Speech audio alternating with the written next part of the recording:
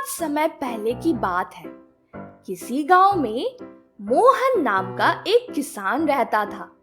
वह बड़ा मेहनती और ईमानदार था। अपने अच्छे व्यवहार के कारण दूर दूर तक लोग उसे जानते थे और उसकी प्रशंसा करते थे। पर एक दिन जब देर शाम वह खेतों से काम कर लौट रहा था, तभी रास्ते में उसने कुछ लोगों को बातें करते सुना। वे उसी के बारे में बात कर रहे थे। मोहन अपनी प्रशंसा सुनने के लिए उन्हें बिना बताए धीरे धीरे उनके पीछे चलने लगा। पर उसने उनकी बातें सुनी तो पाया कि वे उसकी बुराई कर रहे थे। कोई कह रहा था कि मोहन घमंडी है, तो कोई कह रहा था कि सब जानते हैं वो अच्छा होने का दिखावा करता है।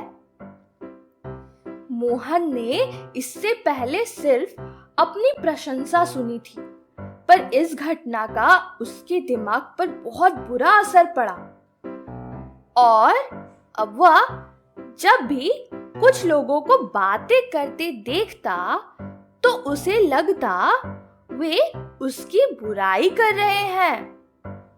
यहाँ तक कि अगर कोई उसकी तारीफ करता तो भी उसे लगता कि उसका मजाक उड़ाया जा रहा है।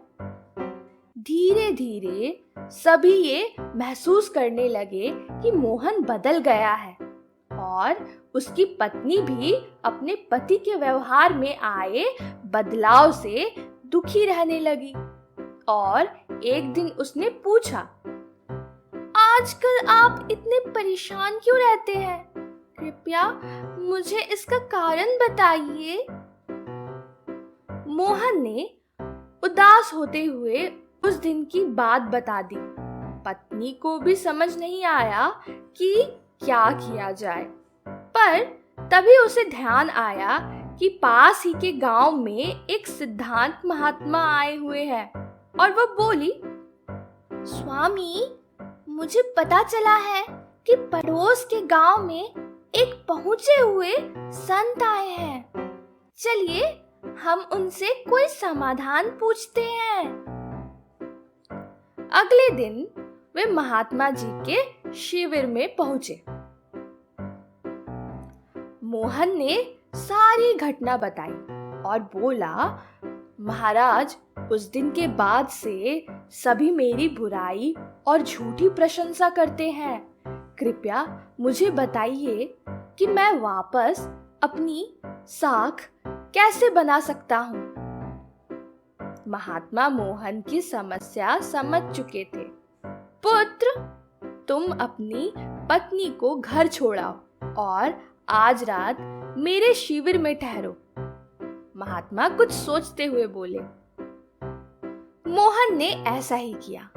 जब रात में सोने का समय हुआ तो अचानक ही मेंढकों के टर टर की आवाज आने लगी। मोहन बोला, ये क्या महाराज, यहाँ इतना कोलाहल क्यों है?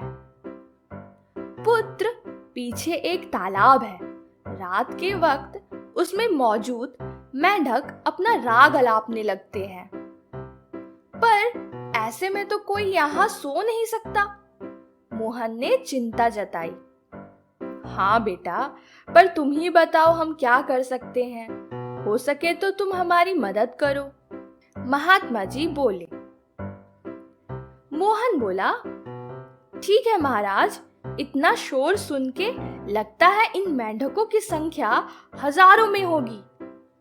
मैं कल ही गांव से 50-60 मजदूरों को लेकर आता हूँ और इन्हें पकड़कर दूर नदी में छोड़ आता हूँ। और अगले दिन मोहन सुबह सुबह मजदूरों के साथ वहां पहुंचा। महात्मा जी भी वहीं खड़े सब कुछ देख रहे थे। तालाब ज्यादा बड़ा नहीं था। 8-10 मजदूरों ने चारों ओर से जाल डाला और मेंढकों को पकड़ने लगे। थोड़ी देर की ही मेहनत में सारे मेंढक पकड़ लिए गए। जब मोहन ने देखा कि कुल मिलाकर 5-6 ही मेंढक पकड़े गए हैं, तब उसने महात्मा जी से पूछा, महाराज, कल रात तो इसमें हजारों मेंढक थे, भला आज वे सब कहाँ चले गए? यहाँ तो बस मुट्ठी भर मेंढक ही बचे हैं। महात्मा जी गंभीर होते हुए बोले, कोई मेंढक कहीं नहीं गया। तुमने कल इन्हीं मेंढकों की आवाज सुनी थी। ये मुट्ठी भर मेंढक ही इतना शोर कर रहे थे कि तुम्हें लगा हजारों मेंढक टर टर कर रहे हैं।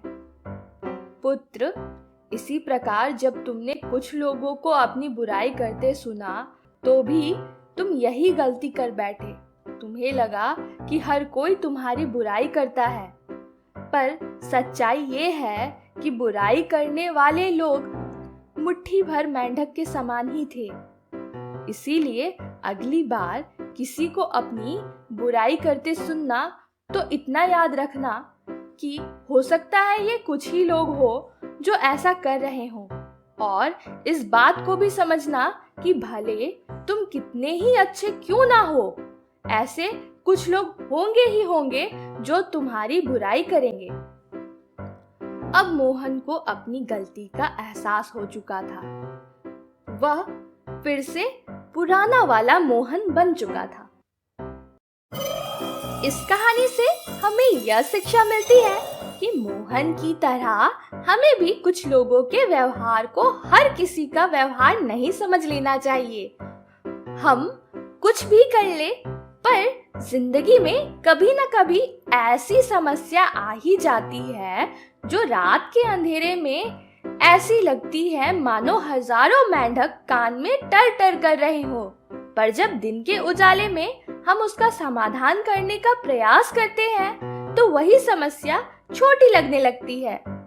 इसीलिए हमें ऐसी परिस्थिति में घबराना नहीं चाहिए, बल्कि इसका समाधान खोजने का प्रयास करना चाहिए और कभी मुट्ठी भर मेंढकों से घबराना नहीं चाहिए।